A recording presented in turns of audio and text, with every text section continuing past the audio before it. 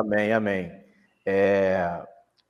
Primeiro, o irmão Ricardo ele foi bem feliz, né, nas palavras dele, mostrando ali que existe um tabernáculo literal no céu.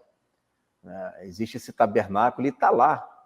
Esse foi um modelo feito, né, por Moisés. Moisés olhou para aquele tabernáculo, e não somente o tabernáculo, o escritor aos Hebreus também fala sobre os seus utensílios. Então, até os utensílios que estão no tabernáculo, é tudo o verdadeiro, não feito por artífice humana, mas divina, e esse Moisés o fez. E fez o modelo, né? Aliás, ele viu um modelo e fez aqui na Terra. Perfeito. Aí nós vemos esse templo também, de novo, sendo o templo no céu, tá? Porque é como o Wagner disse, nós também somos templo, tá? Claro, nós também somos templo, mas existe um templo no céu, perfeito? Tanto é que lá em Isaías, no capítulo 6, você vai ver assim, a partir do versículo, vamos colocar assim, versículo 2, né? Vai dizer assim, serafins estavam por cima dele, cada um tinha 6 asas, com 2 cobriam o rosto, com 2 os seus pés, e com 2 voava, e clamavam uns para os outros, dizendo, Santo, Santo, Santo é o Senhor dos exércitos. Toda a terra está cheia da sua glória. As bases do limiar se moveram, a voz que clamava e a casa se encheu de fumaça. Ou seja, a casa, o templo, né, o santuário, se encheu de fumaça. E você vai ver, no versículo 7, escrito assim, versículo 6. Então um dos serafins voou para mim, trazendo na mão uma brasa viva que tirara do altar. Altar da onde? Né? O altar que está ali no templo, que está ali no santuário. Né? Então, Isaías, de fato e de verdade, ele foi até o céu e ele viu ali um templo. E naquele templo ele viu serafins adorando, ele viu um trono, tá? Então, não à toa o trono, quando diz, né, que eu vi uma voz vinda do trono, do templo, né? Então, tem ali dentro do templo um trono. E Isaías viu o Senhor ali assentado no alto e sublime trono, dentro do templo, serafins ali, um altar. Esse altar é replicado de novo lá em Apocalipse, quando você vê um anjo ali atirando brasas sobre a terra, brasas essas que vêm do altar, que tem fogo no altar. E aqui tem fogo no altar, Isaías capítulo 6 também. Tá? Então, irmãos, existe sim um santuário. Jesus, quando ele ressuscitou, ele não entrou no santuário, ele entra no santuário quando ele sobe ao céu. Ao subir ao céu, ele entra no santuário. Por quê? Porque lá no céu, hoje, agora, tem um santuário lá, tem um templo lá. Existe um versículo que ele está mal traduzido, que é o de Salmo capítulo 46, versículo 4.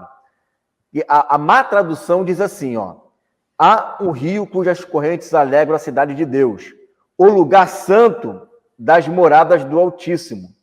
Né? Na realidade, peraí, gente, essa é a tradução correta. A tradução incorreta é assim, ó, há um rio cujas correntes alegram a cidade de Deus, o santuário das moradas do Altíssimo, dando alusão que o santuário é todo o céu, é toda a extensão celestial. Essa é uma tradução errônea. A palavra ali não é santuário, a palavra ali é santo, né? Lugar santo. Claro que o céu é um lugar santo, mas o céu não é o templo, o santuário. Então, o céu é uma coisa, vi um sinal no céu, o céu se abriu, e aí eu vi o templo. O céu se abre, eu vejo o templo, eu vejo o sinal no céu. Então, o templo está contido dentro do céu. O templo não é o céu, o templo está no céu, o santuário está no céu. Então, nós temos que fazer essa dicotomia para que a gente não venha a misturar as coisas. Por exemplo, o irmão Wagner acabou de citar aqui dos anjos, né? Então, os anjos estão agora lá no templo, lá no santuário, né? Se aquele templo, se aquele santuário, se eu interpretar simbolicamente sendo a igreja, o anjo está entrando na igreja, né? Está entrando dentro de mim, fica uma interpretação muito forçada se a gente pensar dessa forma. Uhum. Então, agora eu vou para aquela questão que o Wagner pediu para eu explicar rapidamente, tá, Wagner? Eu vou passar a palavra para vocês de novo. Sobre a questão da gente emitir a ordem e o anjo executar. Tranquilo. Né? Você quer ver uma coisa interessante? Daniel, ele ora e o anjo vem com a resposta. Uhum. Né? Um outro exemplo, Elias estava ali orando e intercedendo para que Deus pudesse vencer, né, os inimigos, porque eram muitos rodeando ali Elias e Eliseu. Eliseu não vê o exército do Senhor, Elias ora e diz: Senhor, abre os olhos do moço. Então, Moisés, na medida que ele está intercedendo com as mãos para cima, o povo de Israel está vencendo as batalhas. Então, qual é essa junção, né, das trombetas, anjos que estão lá, e a igreja que ora?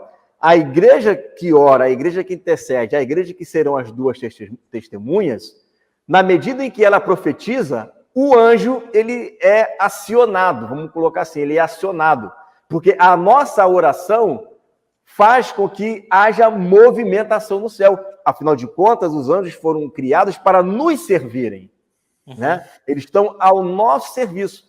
Então, você veja como que a igreja, a dimensão que a igreja vai estar na última semana, Daniel, é uma dimensão tão poderosa, mas tão íntima de Deus, que a própria Bíblia, em Apocalipse 11, ela mostra isso, né? Que vamos ferir a terra quantas vezes nós quisermos, né? Justamente por quê? Porque há uma sintonia muito plena, assim como o filho tinha com o pai.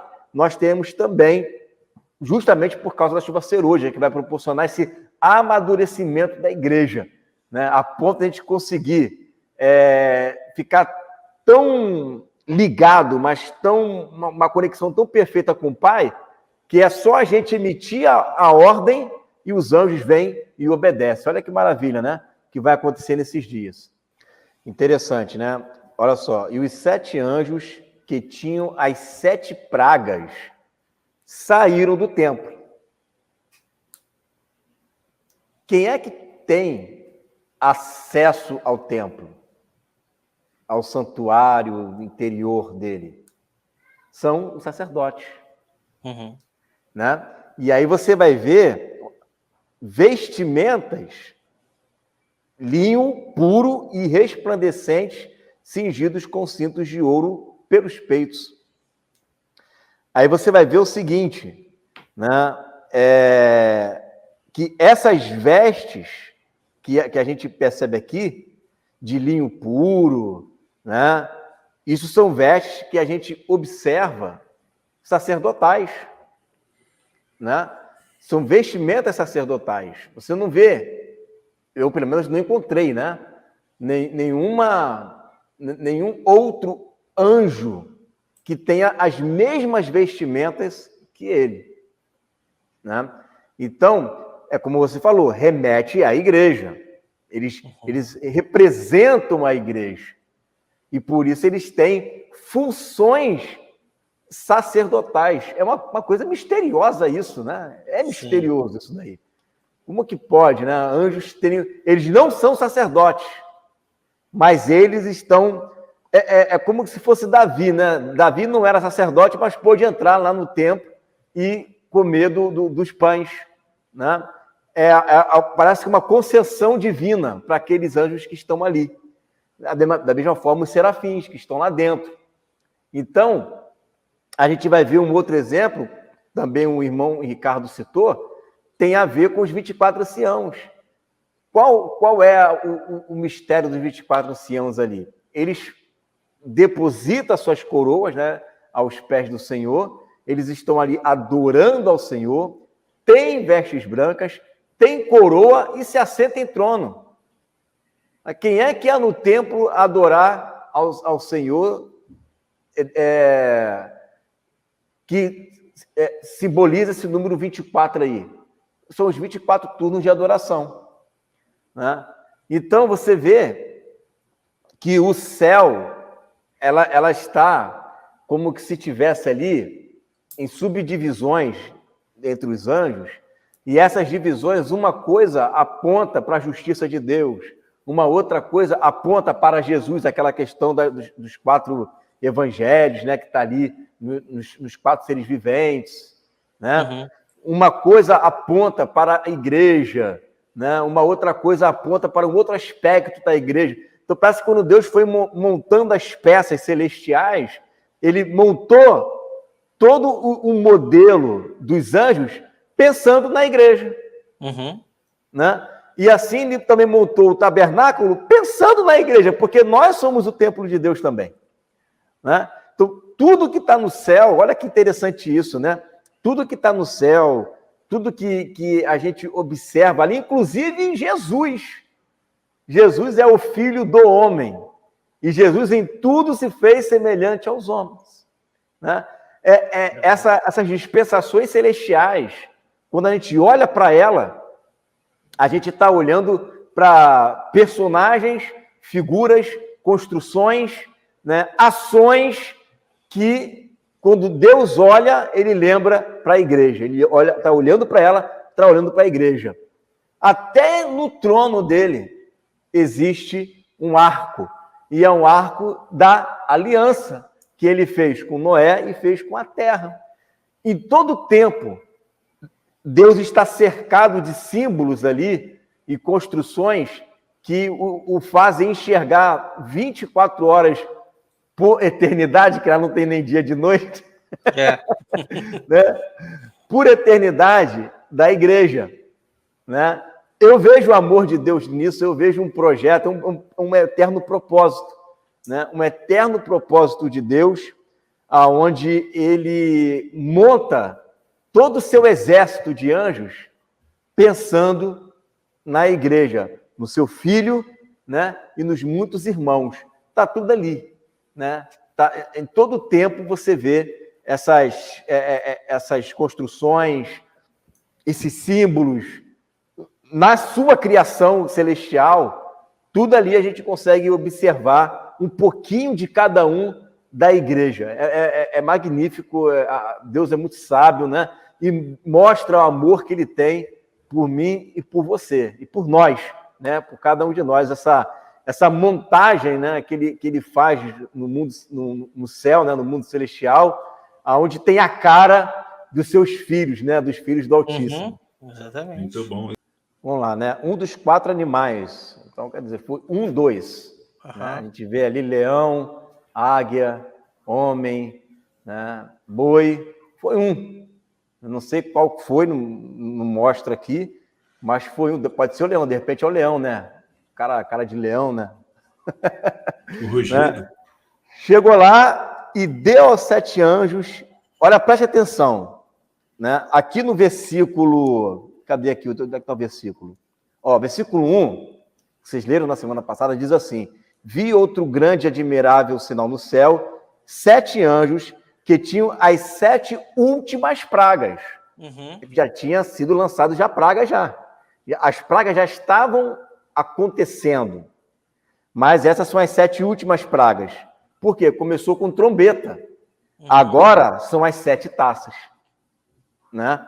Então, começa com as trombetas, né? E quando está na 5ª trombeta, da virada da 5ª para a 6ª, aí tem mais 7, que são as 7 últimas, né? Que vai somar com as outras 7, totalizando aí 14 pragas.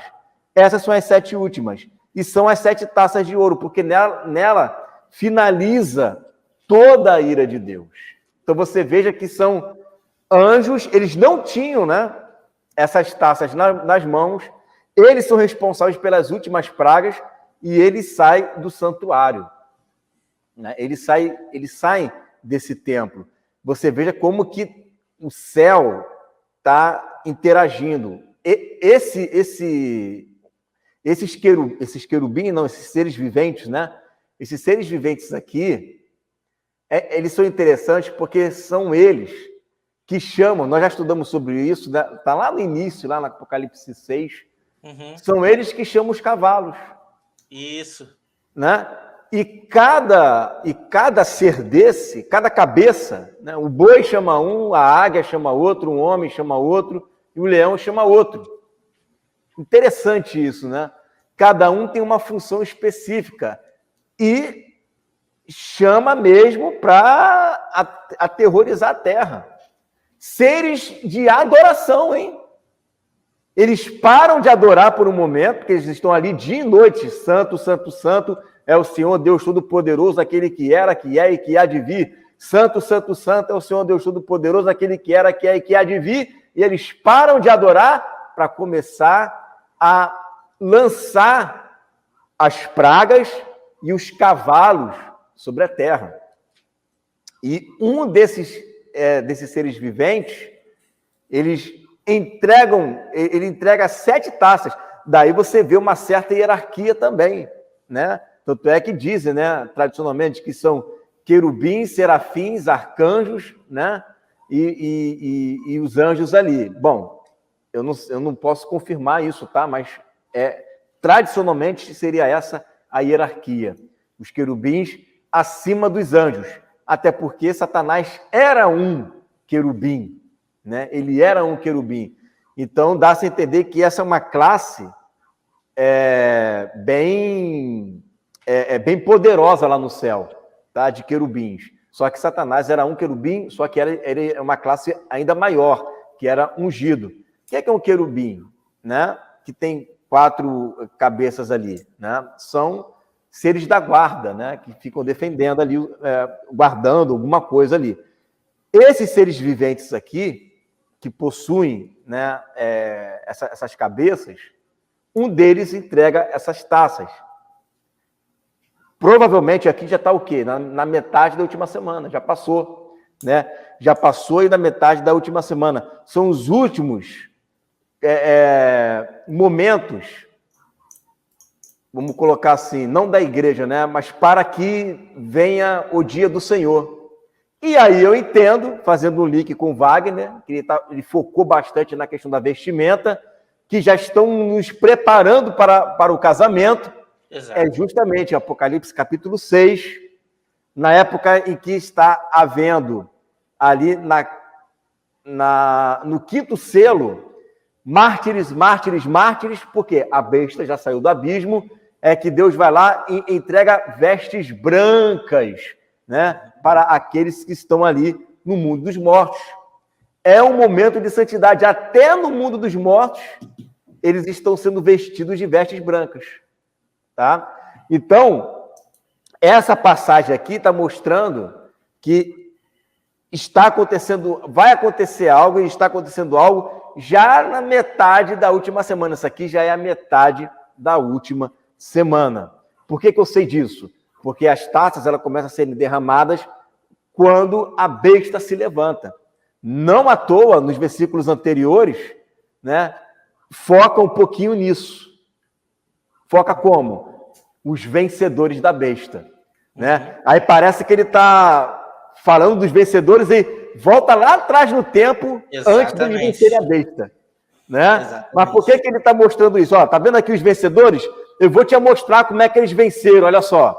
Né? Aí vai e mostra como é que nós vencemos. Vencemos como? Vencemos porque a praga derrubou, né, a besta. Fora o cálice que foi derramado lá no trono da Babilônia, foi o que venceu a besta. Então, conta a vitória, e depois ele vai voltar um pouquinho para dizer, agora eu vou mostrar como é que foi essa vitória. Né? E aí vai fala sobre o começo, né, da derrocada do inimigo, né, da besta, através dessa liberação dos seres viventes, entregando a esses 7 anjos, né, as 7 taças. É interessante, você está falando aí, eu me lembrei daquele texto de Jesus, né?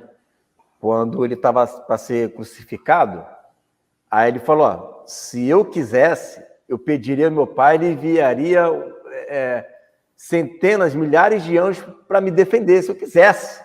Se eu quisesse, eu pediria. Né? Então, a gente emite a ordem, né? Aí tem um selo de Deus, né? E aí o anjo vem e faz aquilo que tem que ser feito mediante ao propósito de Deus. E as duas testemunhas já estão ali com o aval de Deus. Exato. Já tem um aval, já tem um selo.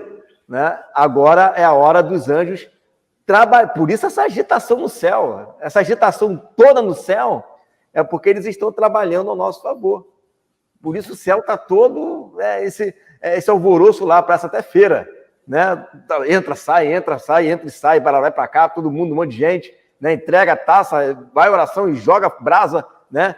Tá todo mundo lá se preparando para receber, né?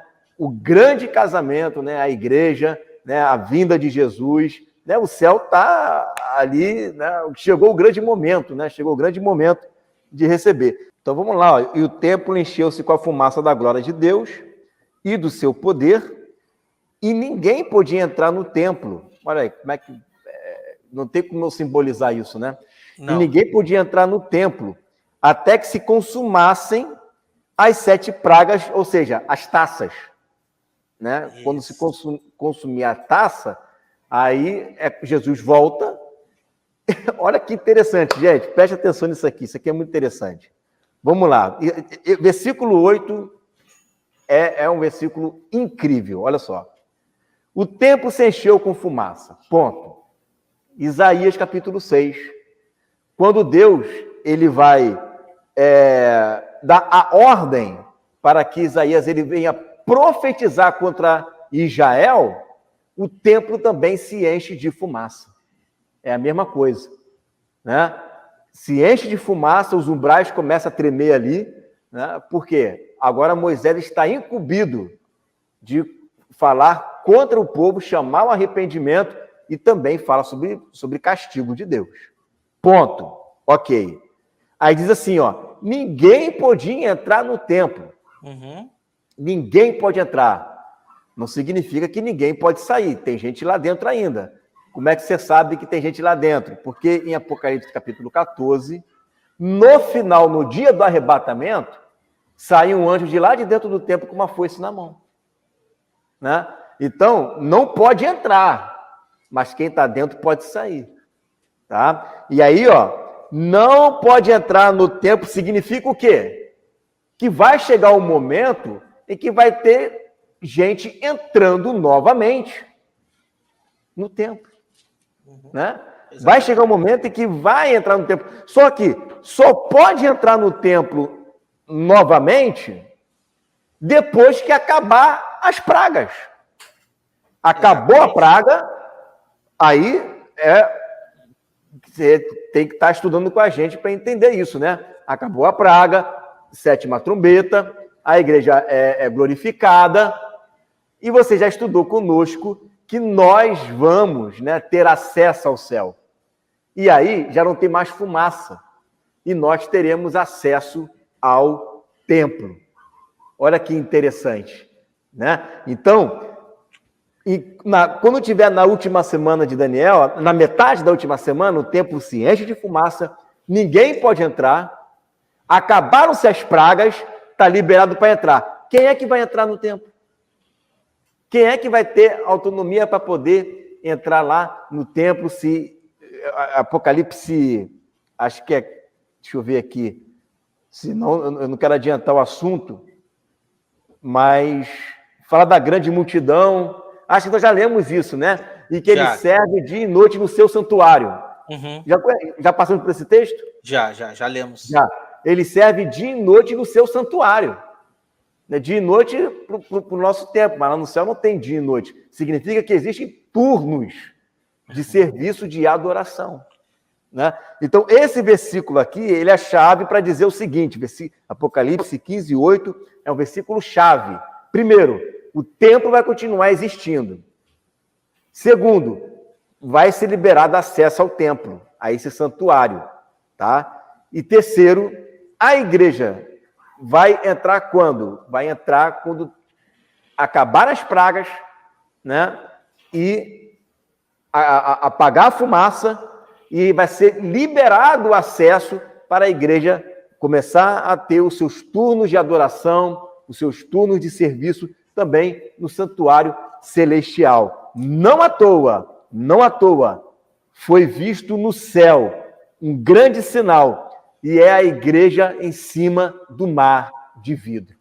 Então a igreja terá, sim, acesso ao céu, e quando acabar as pragas, será liberada a entrada nesse santuário. Exatamente. Irmão Ricardo. Legal. Muito bom.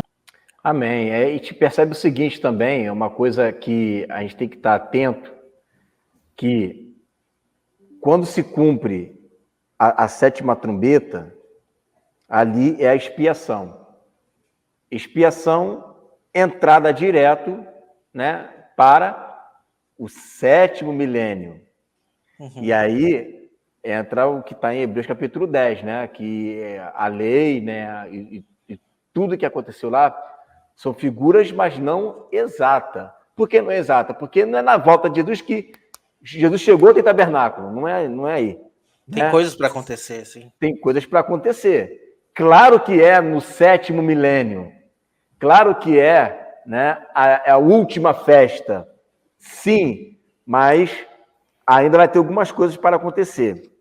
E aí é toda uma preparação, a gente não vai entrar nesse assunto agora, né?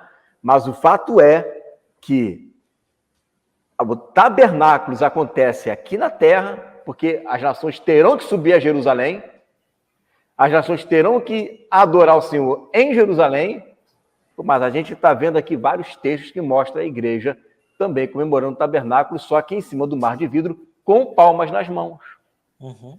Né? Então, há um cumprimento de um tabernáculo, sim. Nós vamos cumprir o verdadeiro tabernáculo. Não que o outro é falso. Não pode ser alguma. Não é porque é chamado de verdadeiro que o outro é falso. Nessa equação tem uma diferença, sim. É verdadeiro porque é espiritual, é celestial, enquanto o outro é terreno. Não é que é falso, é porque é de uma dimensão inferior. Né? Então, nós, como igreja, vamos estar comemorando o tabernáculo, sim. Vamos estar lá no céu, sim. Né? E vai ser igual aquele texto que o Wagner usou. Ninguém vai se importar com o turno do outro. Vai estar todo mundo junto. Exato. Né? Vai estar todo mundo junto lá, uma grande multidão, né? Com roupas brancas e com palmas nas mãos, adorando ao Senhor.